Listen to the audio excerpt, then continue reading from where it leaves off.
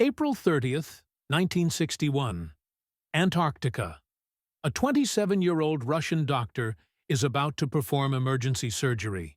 There's no other surgeon for 1,000 miles. No plane can reach him.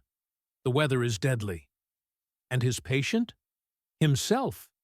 He has to cut open his own abdomen, pull out his own intestines, and remove his own appendix before it bursts and kills him. This is the true story of Dr. Leonid Rogozov. And everything you're about to see actually happened.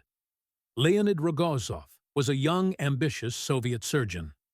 When offered a chance to join an Antarctic expedition as the station's only doctor, he jumped at it. The Novolazarevskaya station. 13 men. Middle of nowhere. The nearest help? 1,000 miles away, across frozen wasteland. April 29th, 1961. Rogozov wakes up feeling wrong. Weakness, nausea, fever, sharp pain in his lower right abdomen. He knows immediately what it is: acute appendicitis. In a normal hospital, this is routine surgery. But here, he's the only doctor. There are no planes. The Antarctic winter has begun. No one can fly in this weather. No one can reach him. And if his appendix bursts, peritonitis, sepsis, death. He has maybe 24 hours, maybe less. Leonid Rogozov realizes there's only one option. He has to operate on himself. Think about this for a second. You need to cut through your own skin, your own muscle. Reach inside your own body while you're awake. Pull out your own organs. Find your appendix while looking in a mirror. Everything reversed. Oh, and you can't use general anesthesia. Why? Because if you're unconscious, you can't operate. You'll die on the table. April 30th evening. Rogozov gathers what he has: meteorologist Alexander Artemiev to hand him instruments, engineer Zinovy Teplinsky to hold a mirror and lamp. That's it. No surgeons, no nurses. Just two terrified men with zero medical training. Rogozov injects himself with local anesthesia. He lies on his left side, semi-reclined so gravity helps. He picks up the scalpel. His hand is shaking. He takes a breath. And he cuts. The incision is 12 centimeters, nearly 5 inches, through skin, through fat, through muscle. He's cutting into himself. At first, he uses the mirror, but his view is reversed, distorted. So he switches to operating mostly by touch, reaching inside his own abdomen, feeling for his appendix with his own hands. His assistants are white as sheets. The station head later said they looked like they were about to faint. But they held it together.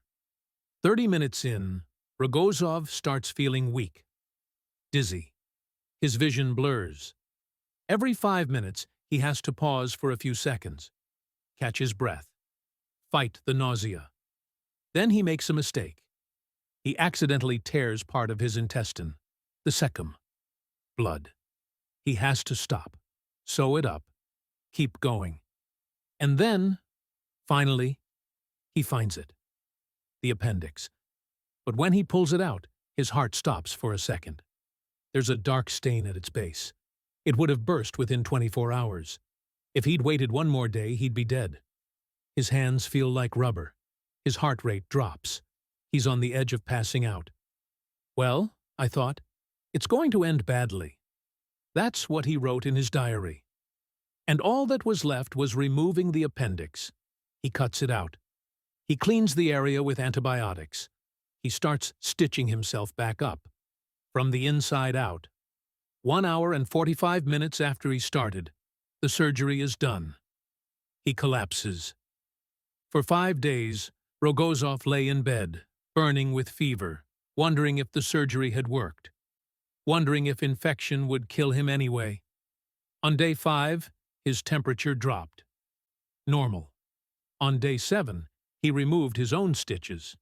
He'd done it. He'd performed surgery on himself in Antarctica and survived. When he returned to the Soviet Union, he was treated like a national hero. Compared to Yuri Gagarin, who'd gone to space just 18 days before the surgery. He received the Order of the Red Banner of Labor, one of the Soviet Union's highest honors.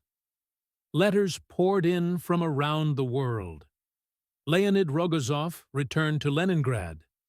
He lived a quiet life as a surgeon. He never went back to Antarctica.